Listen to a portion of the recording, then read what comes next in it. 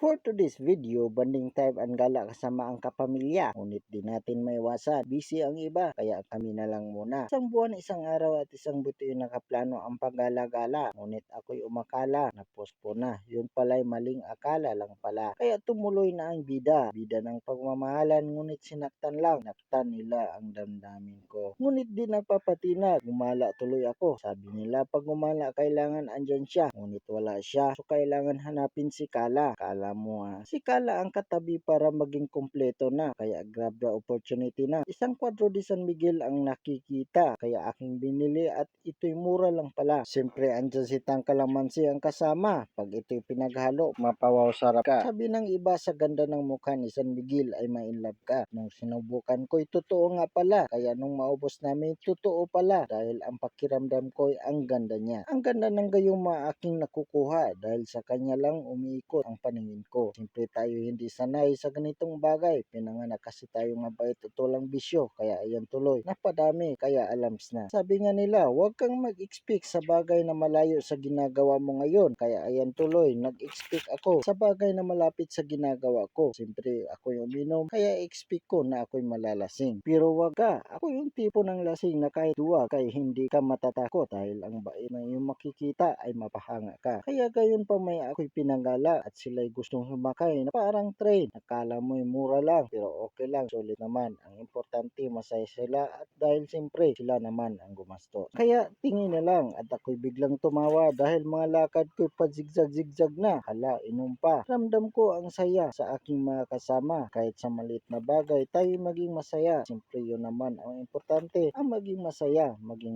sa iyong mga ginagawa. Lalo na't kabutihan ito, kaya agola. Ganito pala ang laruan sa aming bayan ngayon. There's many more choice to be happy. Ngunit ito lang inabot namin. Maulan kasi ang time na to, kaya maagang nagsara ang iba. Kaya after nito umuwi naman kami. Tuwa at ngiti ng mga tito at tita ay aking nakikita. Sila kasi ang may utak ng mga to, kaya gusto nila maging masaya kasama ang pamilya. Tama naman pala, siyempre sa dami ng problema sa loob ng pamilya ay nakuha pa rin natin gumala sa ibang planeta. Kaya sa may mga asawa at anak dyan, gumala din kayo. Kung yun ay alam mo maging masaya ang pamilya nyo, edi gumala kayo. Yun lang. Thank you.